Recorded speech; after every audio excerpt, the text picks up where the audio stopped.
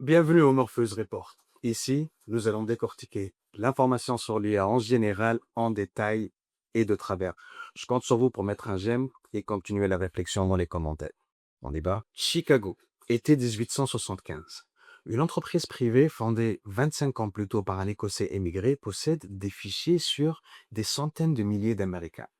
Alan Pinkerton, fondateur de la Pinkerton National Detective Agency, l'agence nationale de détectives Pinkerton, a passé contrat avec Abraham Lincoln pendant la guerre de sécession pour fournir au gouvernement fédéral son service de renseignement. À l'époque, l'État fédéral américain n'a aucune police nationale propre. Le FBI, le Bureau fédéral d'enquête, ne sera créé qu'en 1908. Pinkerton sous-traite la vue de la nation. 20 ans après la guerre, l'agence emploie plus d'agents que l'armée régulière américaine. Elle tient ce que les historiens appelleront plus tard la Rogue Gallery, la galerie des malfrats, des dossiers détaillés sur les syndicalistes, les anarchistes, les ouvriers du chemin de fer, les politiciens locaux. Photos, descriptions physiques, adresses, fréquentation. Pinkerton fournit les dossiers. L'État et les patrons d'industrie avec ces dossiers agissent. Et quand l'agence se déploie à Homestead en juillet 1892 pour casser la grève des aciéries Carnegie, elle débarque avec 3000 hommes armés et fait 7 morts parmi les ouvriers. La grève est cassée, le syndicat de l'acier américain ne s'en remettra pas pendant 40 ans. Garde cette image en tête, on y revient. Washington, 20 mars 2025. Donald Trump signe un décret titré Stopping Waste, Fraud and Abuse by Eliminating Information Silos. En français, stopper le gaspillage, la fraude et les abus en éliminant les silos d'information. Le titre est calme. Le contenu est radical. Le décret ordonne à toutes les agences fédérales américaines de faire tomber en 30 jours les murs qui empêchent leurs bases de données de communiquer entre elles. L'IRS, le fisc, doit pouvoir parler avec l'administration de la sécurité sociale. Medicaid, l'assurance santé des plus pauvres, doit pouvoir parler avec l'ICE, la police de l'immigration. Le FinCEN, la cellule anti-blanchiment du Trésor, doit pouvoir parler avec à peu près tout le monde. 30 jours pour démanteler 50 ans de cloisonnement administratif. Le problème est lourd. Aucune agence fédérale n'a la capacité technique de faire ça. Aucune. Leur système informatique date souvent des années 80 et 90. Certaines bases tournent encore sur du COBOL. Le COBOL, on en y a parlé sur Instagram, un langage informatique inventé en 1959. Pour les faire communiquer, il faut une couche logicielle au-dessus, une plateforme qui parle tous les langages à la fois, qui aspire toutes les données, qui les nettoie, qui les harmonise, qui les rend interrogeables par n'importe quel fonctionnaire en quelques secondes. Cette plateforme, une seule entreprise l'a déjà construite et déployée à cette échelle. Une seule, Palantir. Regarde la séquence depuis le début du second mandat de Trump, en janvier 2025. Palantir a engrangé plus de 10 milliards de dollars de contrats avec le gouvernement fédéral américain. 10 milliards en moins de 16 mois. Pour mettre l'ordre de grandeur en perspective, le budget annuel total de la INRIA, le Grand Institut français de recherche en informatique, c'est environ 300 millions d'euros. Palantir a touché plus de 30 fois ce budget en contrats fédéraux depuis qu'on a changé de président américain. Au-delà du volume, ces contrats dessinent une nouvelle architecture du pouvoir. On va passer en revue aujourd'hui 3 pièces du puzzle, celles qui comptent vraiment. Première pièce, Immigration OS. En avril 2025, l'ICE, l'Agence américaine d'application des lois sur l'immigration, attribue à Palantir un contrat de 30 millions de dollars, sans appel d'offres, pour développer une plateforme baptisée Immigration Lifecycle Operating System, le système d'exploitation du cycle de vie de l'immigration. Le nom dit déjà tout. C'est un OS, un système d'exploitation, comme Windows ou macOS. Ce qu'il fait tourner, la vie d'êtres humains que l'État veut expulser. Le prototype devait être livré le 25 septembre 2025. Le contrat court jusqu'en septembre 2027. Immigration OS a 3 fonctions officielles. Identifier et appréhender les personnes prioritaires pour leur envoi, les soi-disant criminels violents, les membres de gangs, les visas dépassés. Tracer les autodéportations en temps quasi réel. Et ensuite, optimiser la logistique du renvoi. 3 phases anodines en façade. La machine en dessous croise des dizaines de bases de données pour produire en quelques secondes le dossier complet d'un sans-papier. Où il vit, où il travaille, qui sont ses enfants, à quelle école il vont, quel hôpital lui a délivré une ordonnance la semaine dernière. À côté d'Immigration OS, Palantir développe pour l'ICE un autre outil. Il s'appelle ELITE, Enhanced Lead Identification and Targeting for Enforcement. Identification et ciblage amélioré des pistes pour l'application de la loi. ELITE fait une chose précise et glaçante. Il pompe les données Medicaid, l'assurance santé des plus pauvres, pour aider ICE à localiser les personnes à arrêter. Concrètement, si tu es sans papier et que tu amènes ton gosse à l'hôpital, l'adresse que tu donnes à l'accueil est désormais accessible à l'agence qui veut t'expulser. Elite attribue même un score de confiance à l'adresse actuelle de la personne. Un score crédit appliqué à la probabilité qu'on te retrouve chez toi à 6 heures du matin. Tu prends la mesure, le mécanisme est complet. Une personne malade à l'hôpital, l'hôpital encode son adresse dans Medicaid, Medicaid donne accès à Palantir, Palantir alimente Elite, Elite donne la cible à l'ICE. L'ICE frappe à la porte, la chaîne entière passe par un seul fournisseur. Et le médecin qui a soigné la personne ignore que son acte de soin vient de devenir un acte de signal. Deuxième pièce, la mégabase des données de l'IRS. C'est l'autre pièce maîtresse. Palantir a touché plus de 130 millions de dollars de l'IRS, le fisc américain, pour analyser les bases de données les plus sensibles et le périmètre est vertigineux. Les déclarations d'impôts individuels, les données de l'Affordable Care Act, la loi sur les soins abordables, connue aussi sous le nom d'Obamacare, les relevés bancaires et toutes les données accumulées par le FinCEN, la cellule anti-blanchiment du Trésor. La vue s'étend aussi aux crypto-monnaies, Bitcoin, Ethereum, Litecoin, Ripple. The Intercept a révélé en avril 2026 que Palantir est en train de construire ce que le sénateur Wyden et la députée Alexandria Ocasio-Cortez ont qualifié de méga base de données des Américains. Une plateforme unique, interrogeable, qui agrège ce que ton fisc sait de toi, ce que ton hôpital sait de toi, ce que ta banque sait de toi et ce que la blockchain sait de toi. Pose-toi cette question. Quelle est la dernière fois où un gouvernement démocratique a eu accès à une telle vue sur ses citoyens? La réponse, c'est jamais. C'est inédit dans l'histoire des démocraties et c'est arrivé en moins de 12 mois. Biden et Ocasio-Cortez ont envoyé une lettre formelle à Palantir en juin 2025 pour exiger des réponses sur le paramètre exact des données ingérées. Palantir a répondu en publiant un billet de blog en juillet 2026 intitulé Correcting the Record, rectifier les faits, pour contexter les rapports de l'Electronic Frontier Foundation, la Fondation des frontières électroniques. La réponse en substance: Palantir est un outil, l'usage relève du gouvernement. L'argument est familier. Pinkerton le télé déjà en 1893. Troisième pièce. Le contrat DHS d'1 milliard de dollars. Au-dessus de tout ça, Palantir a remporté en 2026 un contrat global avec le Department of Homeland Security, le département américain de la sécurité intérieure, leur ministère de l'Intérieur. 1 milliard de dollars pour étendre Gotham et Foundry, les deux plateformes phares de l'entreprise, à toutes les agences de DHS. Le DHS, c'est 240 000 employés. C'est la TSA, l'administration de la sécurité dans les transports, c'est les gardes-côtes, c'est ICE, c'est les services secrets, c'est la cybersécurité fédérale, c'est la gestion des catastrophes naturelles. Et le DHS est partout dans la ville en Amérique. Et derrière chaque agence de DHS, désormais, tourne le même logiciel, le même cerveau. Maintenant, voyons comment c'est techniquement possible. Parce que c'est là que la plupart des analyses s'arrêtent. On te dit, Palantir agrège les données. OK, mais comment?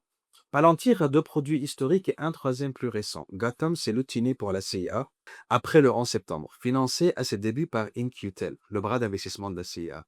Gotham est construit pour la guerre et le renseignement, cartographie, ciblage, fusion de renseignements. Foundry, c'est la version civile et commerciale. Il connecte des données d'entreprise, hôpitaux, usines, banques et permet à des analystes de poser des questions en langage naturel sur des montagnes d'informations. AIP, l'Artificial Intelligence Platform. La plateforme d'intelligence artificielle, c'est la couche d'IA générative posée par-dessus depuis 2023. AIP permet à un opérateur de poser une question du genre montre-moi tous les véhicules qui se sont arrêtés à proximité de cette adresse dans les 7 derniers jours et qui appartiennent à des personnes ayant un visa dépassé, et de recevoir une réponse opérationnelle en quelques secondes. La pièce technique cruciale s'appelle Type Mapping, En français, la cartographie des types de données. Ça paraît aride, mais reste avec moi. Type mapping, c'est la fonctionnalité qui permet à des données entrées dans Foundry, le système civil, d'être instantanément interrogeables depuis Gotham, le système militaire. La même donnée vit dans deux interfaces simultanément. Une seule source, deux vues. Ce que ton hôpital donne à Foundry pour optimiser ses listes d'attente devient lisible par l'agence qui te traque. Le génie noir et technique de Palantir y tient là. La société a inventé la plomberie qui rend l'analyse de données interopérable à travers tous les silos d'un État. Et c'est exactement ce que le décret du 20 mars demande techniquement. Le délai imposé 30 jours pour faire tomber des silos n'est tenable qu'avec une plateforme déjà déployée à l'échelle fédérale. À ce stade, Foundry est la seule à remplir ce cahier de charges. Pourquoi Palantir et pas un autre? La question est légitime. Microsoft à Azure, Amazon à AWS, Google à Vertex AI. Trois géants du cloud, chacun avec un chiffre d'affaires 10 fois supérieur à celui de Palantir. Pourquoi le gouvernement américain ne se tourne-t-il pas vers eux? Trois raisons. D'abord, le découpage des produits. Les géants du cloud vendent de l'infrastructure. Stockage, calcul, briques. Palantir vend un produit fini, opérationnel, qui ingère les données fédérales et qui produit à la sortie des cibles depuis 20 ans, depuis sa création en 2003 par Peter Thiel et Alex Karp, avec un financement précoce d'InQtel. Palantir est né pour faire exactement ça. Personne d'autre n'a son avance technique sur ce créneau bien précis. Ensuite, la porosité politique. Peter Thiel, cofondateur de Palantir, est l'un des financiers historiques de J.D. Vance, l'actuel vice-président américain. Il a investi 15 millions de dollars dans sa campagne sénatoriale en 2022. Alex Karp, le PDG, est plus complexe. Démocrate déclaré, mais devenu un soutien farouche de la politique de sécurité de Trump. Et il est l'auteur d'un livre, The Technological Republic, en français, La République technologique, publié en 2025, qui plaide pour une fusion plus étroite entre Silicon Valley et État américain. Il y a une porosité humaine et idéologique qui n'existe avec aucun autre fournisseur tech.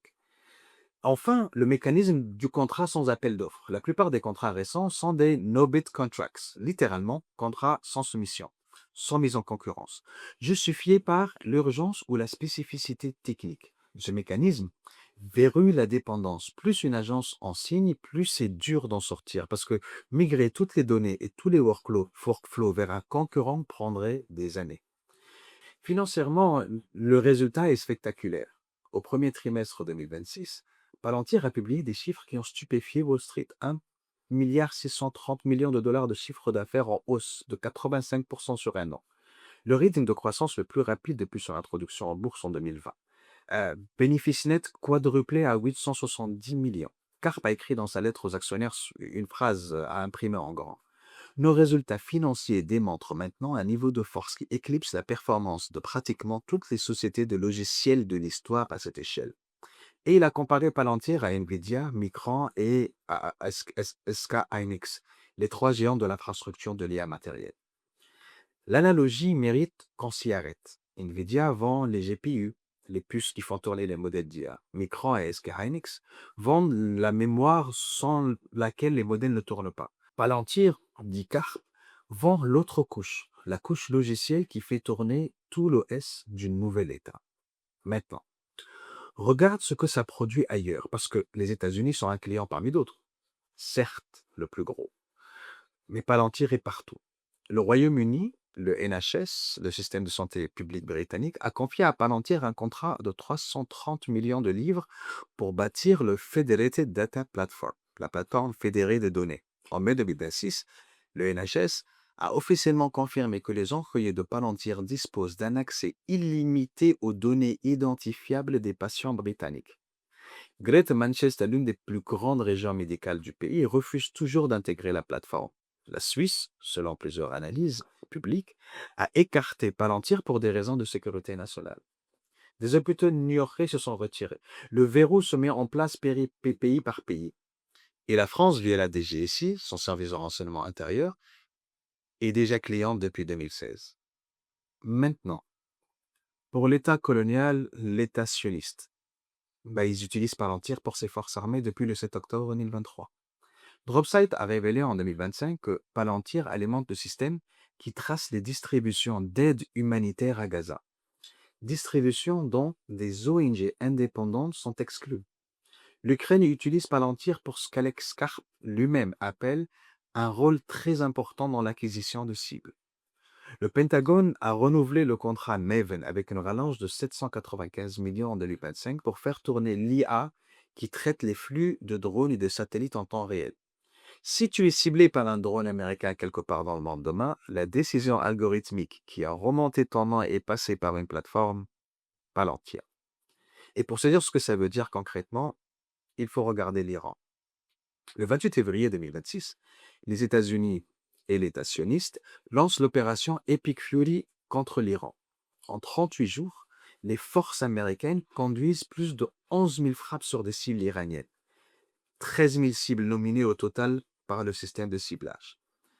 Les 1000 premières sont touchées dans les premières 24 heures. Ce rythme est inédit dans l'histoire militaire moderne.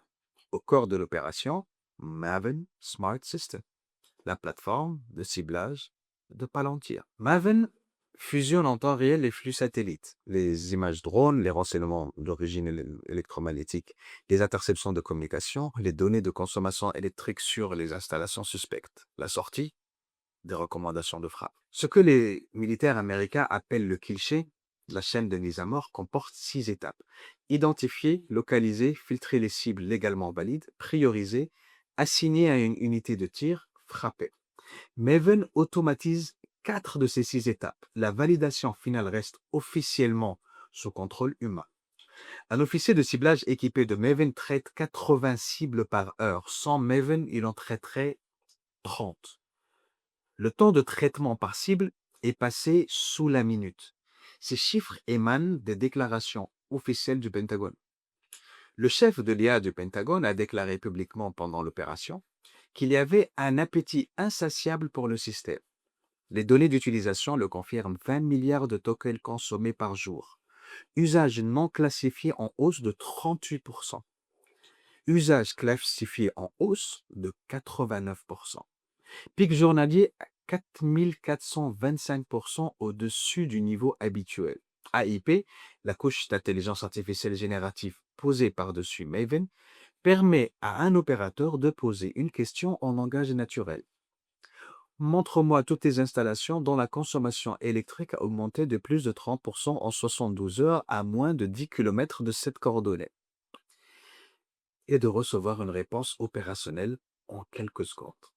Maven produit aussi les justifications juridiques de chaque frappe automatiquement, ce que les juristes militaires appellent une collateral damage estimate, une estimation des dommages collatéraux. C'est généré par l'algorithme et attaché à chaque cible recommandée. Le document juridique sort du même pipeline que la recommandation de frappe. Un point technique à nommer. Maven fonctionne avec le modèle Claude d'Anthropic, la société de recherche en IA fondée en 2021, intégrée au système depuis fin 2024. Anthropic conçoit des outils d'IA utilisés par des millions de particuliers et d'entreprises dans le monde entier. La même fondation technique tourne au corps du système de ciblage militaire déployé pendant l'opération Epic Fury. La chaîne de responsabilité contractuelle est complexe et fait l'objet d'enquêtes. La description factuelle disponible est la suivante. Une même couche logicielle, des usages radicalement différents. Et si tu veux comprendre dans quelle direction cette doctrine évolue, le document de stratégie IA du Pentagone le dit sans ambiguïté. La vitesse gagne et les risques de ne pas aller assez vite l'emportent sur des risques d'un alignement parfait. Une décision politique couchée par écrit. Palantir vend la capacité, le Pentagone assume la doctrine. Et puis il y a Minap. Le 28 février 2026, le premier jour de l'opération, un missile frappe l'école primaire Shajareh Taïbeh à Minap, dans la province du Hormozgan, dans le sud de l'Iran. Selon les bilans disponibles, entre 156 et 170 civils sont tués. La majorité sont des enfants. Les estimations convergent autour de 120 élèves. L'école se trouvait sur le terrain d'une ancienne base militaire reconvertie à usage civil depuis des années. Elle était active, connue localement, figurait sur les cartes de tous les habitants de la région. Elle figurait aussi sur la liste des cibles générées par le système d'IA. L'évaluation préliminaire des SADCOM reconnaît que les cartes de renseignement américaines ne signalaient pas la reconversion du site à usage civil. L'enquête ouverte par le Pentagone cherche à déterminer si Maven ou les outils associés ont joué un rôle dans la nomination de cette cible. À ce jour, aucun document primaire ne répond publiquement à cette question. Ce qui est établi, la cible a été ajoutée à une liste générée par algorithme sans supervision humaine suffisante. 9 jours plus tard, le 9 mars 2026, le secrétaire adjoint à la Défense, Steve Feinberg, signe une lettre au commandant militaire. Maven devient un Program of Record, un programme officiel de la défense américaine. Financement pérenne, étendu à toutes les branches militaires, Maven unifie en une seule interface ce qui était dispersé dans une série de systèmes distincts. Le pendant militaire exact de ce que le décret Trump du 20 mars 2025 impose aux agences civiles. Alex Karp, lui, répond par manifeste. Le 18 avril 2026, il publie sur X un texte en 22 points. La distillation publique de The Technological Republic, la République technologique. Numéro 1 des meilleures ventes du New York Times en 2025. 32 millions de vues en 4 jours. Voici ce que les 22 points affirment. Silicon Valley a une dette morale envers les États qui l'ont rendu possible et une obligation affirmative de participer à la défense nationale. Le pouvoir dur de ce siècle serait battu sur le logiciel. L'ère atomique se ferme. L'ère suivante de la dissuasion repose sur l'IA. Le service national doit devenir un devoir universel. Les États-Unis devraient envisager d'abandonner l'armée entièrement composée de volontaires pour que tous les citoyens partagent le risque de la guerre. Le désarmement de l'Allemagne d'après-guerre était une surcorrection qui a contribué à l'invasion russe de l'Ukraine. Le pacifisme du Japon a dépassé sa date de péremption. Les entreprises technologiques américaines ont l'obligation de construire des armes IA sans céder aux protestations parce que leurs adversaires ne feront pas de pause pour s'indulger dans des débats théâtraux. Le document dénonce l'inclusivité dans les institutions. Et certaines cultures non nommées, ils sont qualifiés de dysfonctionnelles, régressives, nuisibles et médiocres. La réaction est mondiale. Mark Kokelberg, philosophe de la technologie à l'université d'Opienne, publie une analyse intitulée Technofascisme en pleine vue. Le manifeste promeut, dit-il, une idéologie hostile à la démocratie libérale qui rejette le pluralisme, embrasse la guerre permanente comme état normal et appelle à fusionner Big Tech avec le pouvoir d'État. Yanis Varoufakis, économiste et ancien ministre des Finances grec, dit que Palantir a signalé sa volonté d'ajouter à l'armageddon nucléaire la menace portée par l'IA sur l'existence de l'humanité. La députée britannique Victoria Collins y voit les divagations d'un supervilain. Un professeur de l'université George Washington compare Karp à un méchant de James Bond habillé moins bien. Dans les 48 heures suivant la publication, le cours de l'action Palantir recule de 0,34%. Le marché, lui, ne cligne pas des yeux. Sa ligne de défense reste celle qu'il tient depuis des mois. De l'Ukraine jusqu'à l'Iran, ces technologies sont dangereuses sur le plan sociétal. La seule justification qu'on pourrait avoir, c'est que si on ne le fait pas, nos adversaires le feront et nous serons soumis à leurs règles de droit. L'argument de la nécessité commode est peut-être juste. Et lorsqu'un missile FLIR frappe une école remplie d'enfants un mardi matin parce que l'adresse du bâtiment a été mal classifiée dans une base de données, la nécessité réclame une précision que la vitesse ne peut pas toujours garantir. L'Iran en 2026 est le premier théâtre d'opération à grande échelle où la plomberie, la doctrine et l'idéologie se sont alignés sur la même fournisseur. Voilà le tableau complet. De Medicaid à Minap. Du décret du 20 mars 2025 au manifeste du 18 avril 2026. Voici les clés pour lire ce que tout ça signifie. Première clé. Repère le moment où un État externalise sa capacité à voir. C'est le signal le plus important. Un État peut sous-traiter beaucoup de choses. Ses bâtiments, son nettoyage, ses cantines. Le jour où il sous-traite la production de la connaissance qu'il a de ses propres citoyens et un cran plus loin, les décisions de qui cibler dans un conflit armé, il sous-traite quelque chose qu'il ne pourra jamais reprendre en interne sans des années de chantier. Maven automatise 4 des 6 étapes du kill chain. L'État qui délègue sa capacité à voir délègue aussi à terme sa capacité à viser. La phrase à retenir, qui voit, possède. L'État qui ne voit plus par l'humain cesse d'être tout à fait souverain. Deuxième clé. Regarde derrière les usages prétendument bénins. La plateforme NHS qui aide à raccourcir les files d'attente, c'est la même plateforme technique que celle qui dresse des cibles pour l'ICE à Houston et qui a produit des recommandations de frappe pendant l'opération Epic Fury en Iran. Foundry et Gotham sont reliés par type mapping. La promesse civile et la fonction militaire reposent sur la même brique. La connexion est technique. Mêmes équipes, même pipeline, même contrat cadre. Chaque fois qu'on te vend une plateforme privée pour une mission de service public, pose-toi la question, à quoi d'autre cette plateforme sert-elle ailleurs? Si elle sert au ciblage militaire à Gaza ou en Iran, ou à la traque des sans-papiers à Houston, c'est une plateforme de surveillance qui passe par les soins. Troisième clé, suis les contrats sans appel d'offres. Ils sont un marqueur. Quand un État commence à signer en série, sans mise en concurrence avec un fournisseur tech, sur des missions souveraines, il est déjà capturé. La procédure d'appel d'offres est ennuyeuse, lente et coûteuse. Elle garantit que l'État reste maître du jeu. Sa disparition est un signal politique fort, bien avant d'être un signal économique.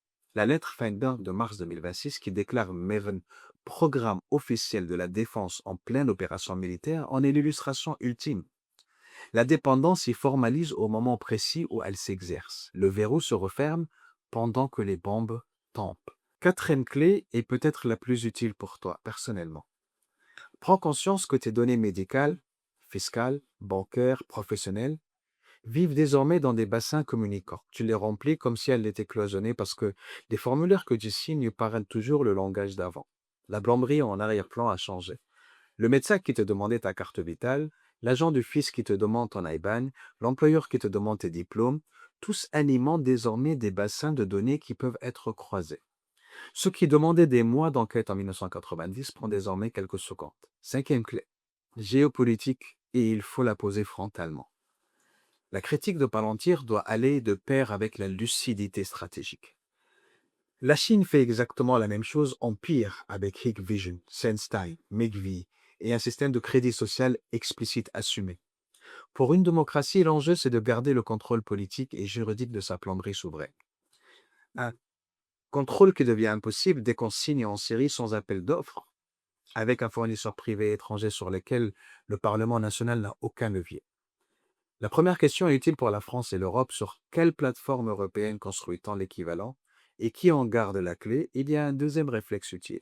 Lis l'idéologie du vendeur. Karp ne dissimule rien dans son manifeste en 22 points. Il dit exactement ce qu'il veut construire, quel rôle il assigne à la technologie dans la puissance d'État, quelle vision de la démocratie il défend. Quand le fournisseur de ta plomberie souveraine publie un programme politique, c'est le moment le plus utile pour décider si tu veux en rester locataire. Concrètement, que faire? Trois réflexes simples. D'abord, exige systématiquement de savoir qui héberge tes données. Quand tu signes une feuille de soin, quand tu acceptes les conditions d'utilisation d'un service public dématérialisé, regarde le nom du sous-traitant.